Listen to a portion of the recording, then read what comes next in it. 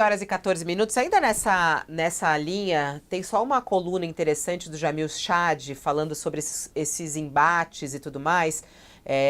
Já que a gente está falando aí de Estados Unidos, de Elon Musk, de Alexandre de Moraes, o Jamil Chad escreveu hoje que a empresa que processa Alexandre de Moraes dos Estados Unidos pode ser suspensa nesta sexta-feira no Brasil. Assunto que o Josias estava falando, inclusive, né, sobre o Rumble, né, Josias, que é esse caso que você estava trazendo há pouco para a gente. E aí, só para trazer o detalhe da coluna do Jamil, que o ministro deu 48 horas para que a empresa Rumble indique um representante legal no Brasil, que estava falando, né? Numa decisão de 19 de fevereiro, ele alerta que pode suspender a plataforma caso isso não ocorra. O prazo termina hoje. Nas redes sociais, o CEO da Rumble, o Chris Pavlovski, ele indicou que não ia cumprir as decisões do Supremo Tribunal Federal. E a empresa, um dia antes da decisão do ministro, havia já entrado com um processo contra Moraes nos Estados Unidos, ao lado da companhia de mídia de Donald Trump, e manipulando dados e fatos. A acusação equipara o juiz brasileiro com a situação do Tribunal Penal Internacional, que foi alvo de confisco e sanções por parte da Casa Branca. Ô Josias, e é esse ponto, né? A gente tem visto essa forma como o Moraes atua, né?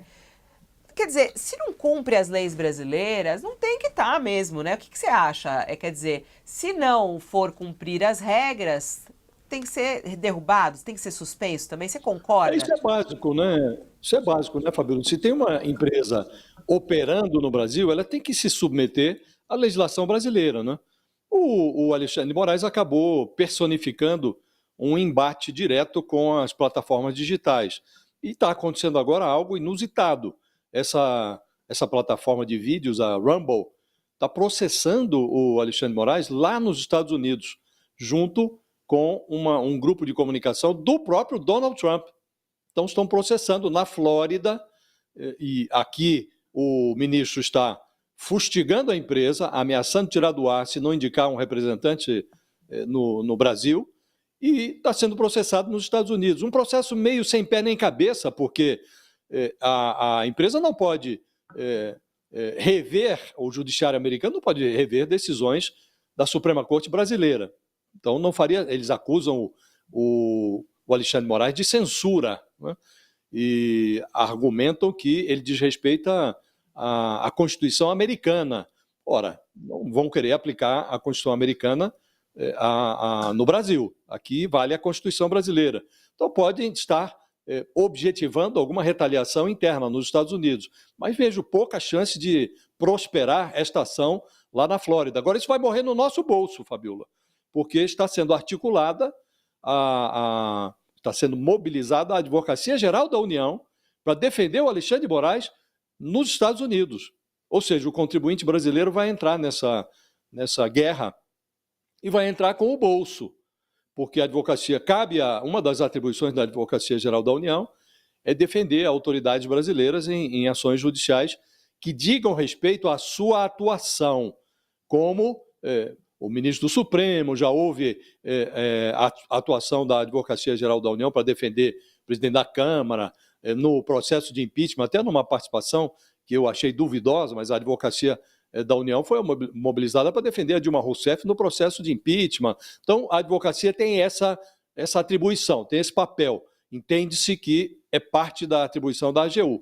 E vai a AGU agora defender o Alexandre de Moraes nos Estados Unidos, muito provavelmente vai ter que contratar um escritório de advocacia lá nos Estados Unidos. Isso tudo vai para a conta do contribuinte brasileiro. Mas estamos vivendo, Fabiola, esse contencioso, e ele tem muito a ver com o que está acontecendo no Brasil, que esta ação da Rumble, com uma conexão com o grupo de mídia do Donald Trump, ela foi aberta depois que foi apresentada no Brasil a denúncia contra o Bolsonaro. Aberta a ação nos Estados Unidos, vem a reação do Alexandre de Moraes, determinando a essa plataforma, Rumble, que apresente aqui o seu representante legal. Então tem aí uma troca de farpas que tem tudo a ver com a conjuntura que nós estamos vivendo a partir da apresentação da denúncia contra o Bolsonaro. Vamos a mais um intervalo? Vamos chamar o intervalo aí, Josias, para quem está conosco na TV? Vamos para um rápido intervalo. Se você está na TV nos acompanhando, não saia daí, porque já voltamos. Permanecemos aqui na internet. É isso. O Thales, eu nem conheço direito esse Rumble, né? Mas a gente vê que essa decisão do Alexandre de Moraes de ser firme em relação a essas plataformas. A gente tem muita dificuldade em relação à regulamentação de tudo isso, falta regulamentação em muita coisa, né? E a atuação dessas redes sociais acaba sendo um foco do judiciário. Você vive falando sobre isso também, a não presença do legislativo em controlar essa situação. Pois é, está lá o projeto de regulamentação das redes sociais parado ainda e o presidente da Câmara já assumiu, já foram decididas as comissões para quem vai, etc. E está na hora de ele tomar uma atitude com relação a esse projeto. Vai colocar isso daí para andar ou não? Ficam discutindo lá se anda ou não anda a anistia. A anistia, aliás, já está... os bolsonaristas ficam discutindo, porque o presidente do Senado já disse que não vai tocar esse projeto e o próprio Hugo Mota está jogando para o lado. Então, era hora agora de tocar a questão da regulamentação das redes, especialmente no caso de Elon Musk. Esse cara está abusando, né, como diz o Cícero